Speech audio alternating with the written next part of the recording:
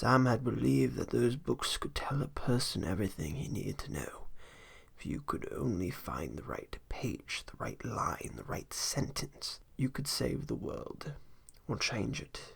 He had done both, but upon becoming maester to the new king, he had realized how naive he had been. Of course, books were only half the story. A story, for the most part, only ever told by the rich and powerful, in exactly the way they wanted it told. Endless omissions had been made to history itself, endless perversions and misinterpretations of facts to suit whichever abridged agenda suited the ruling class. Brandon Stark, however, dealt only in the truth. As had been found, hardly had Sam pushed his laden cart into the privy chamber when the new king addressed him without greeting. Bound by convention, whether it seemed to mean anything to Brandon the Broken or not, Sam made a shallow bow before shaking his hand. "I'm sorry, Your Grace." Without hesitation, Sam picked up the heaviest and oldest of his books and laid it upon the king's desk, which was already strewn with papers. From his wheeled wooden chair, Brandon looked on, his dark eyes filled with a king of intensity that no man could know.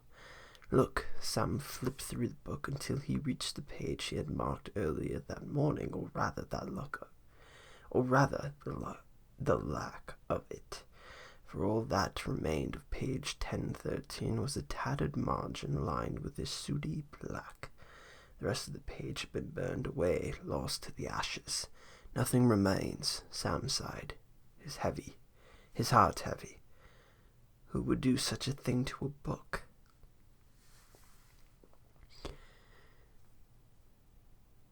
Brandon made no sign of disappointment, though frankly his face seldom changed at all these days. It was impossible to read him. I know exactly what the young, and yet so very old king was thinking. "I've searched everywhere," Sam went on, his fingers tracing the burnt edge. "I've written to the Citadel. Mulcahy made only one copy, and I have it here." "Mulcahy may have been a raving lunatic," came a sharp voice from the corner of the room, wearing an expression of frustration upon his scarred face. Tyrion Lannister stepped forward. He took a thoughtful sip from his goblet in his hand before he spoke. The hand's badge glinted unwillingly on his chest, but he wasn't stupid. He could have been an archmaester were it not for his private life. "I refuse to believe there is only one copy." "There is only one copy," said Brandon, his voice rather vague.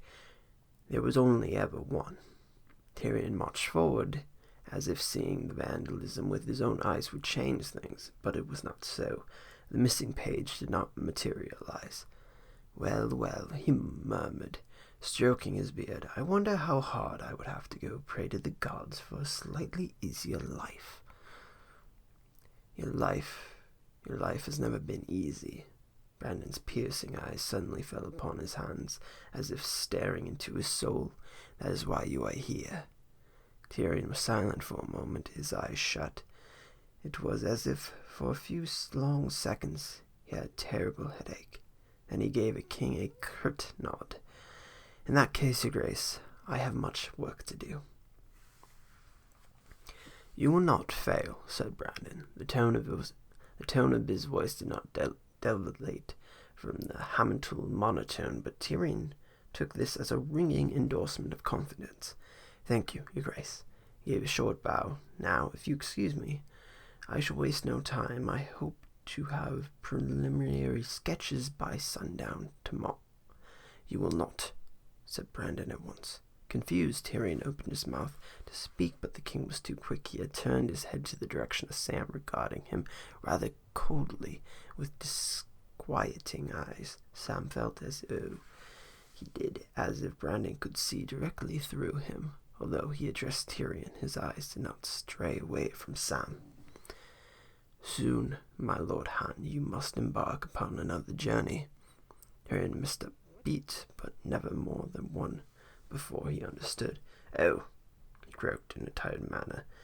So Maester Tarley has answers at last. Sam did not bother to ask Brandon how he had known. When the final raven had arrived 1 hour before, feeling more nervous by the moment, he gently shut Monarch's book, running his fingers along the frayed spine as if they were a beloved pet. Now that the answers come from not books, not from the sight of Brandon Stark, he was truly out of his comfort zone. Still, as a servant of the crown and of the realm, this was his duty. I received ravens from Old Palace and the Eyrie, and Tyrion stepped forward once more, looking upon at Samuel with some trepidation. Well, Samuel reached into his robes and produced 3 scrolls decorated with sigils of House Martell, Tully, and Arryn, respectively. The Dornish have refused us. Tyrion gave a small, non-committal noise. I cannot say I'm surprised, though, and this is the most rare occurrence for me. I wish I had been proven wrong. After what happened the last time a member of House Martell married into the crown, who could possibly have expected them to send us another one of their sons or daughters to butcher? He gave a snort, his brow furrowed deeply. Bringing Dorne back into the fold would be invaluable. Perhaps I can still... And the veil. Brandon had not taken his eyes off Sam, and this felt very keenly. Now Sam took one of the deepest breaths of his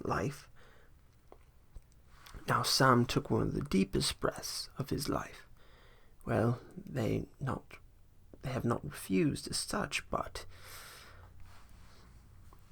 we can work with that, said Tyrion, though his mind was still clearly on Dorne. What did Royce say? Sam finished. They have not outright accepted either. The lords and ladies of the Vale are willing to meet and discuss the matter. Tyrion cast his gaze out the window as if they were trying to telepathically communicate southwards towards Sunspear.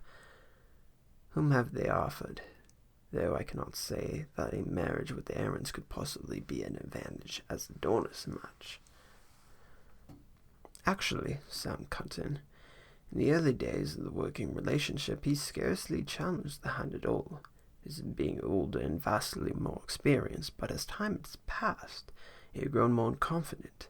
I believe House Arryn to be a priceless ally. House Martell has a degree of sovereignty and always proved challenging to the crown. Furthermore, a match with Dorne would only serve and alienate the other kingdoms following the independence granted to the north. Their alliance to the crown is more precious than ever. The funds and military power of the Vale could bring in the crown is almost unmatched. Expect, perhaps, by Highgarden. No, said Tyrion, giving a sick sort of half-smile. If Bronn were to become father-in-law to the king, he would be completely unbearable. I do not wish to see that smug look upon his face. Besides, his daughter is a child of 1.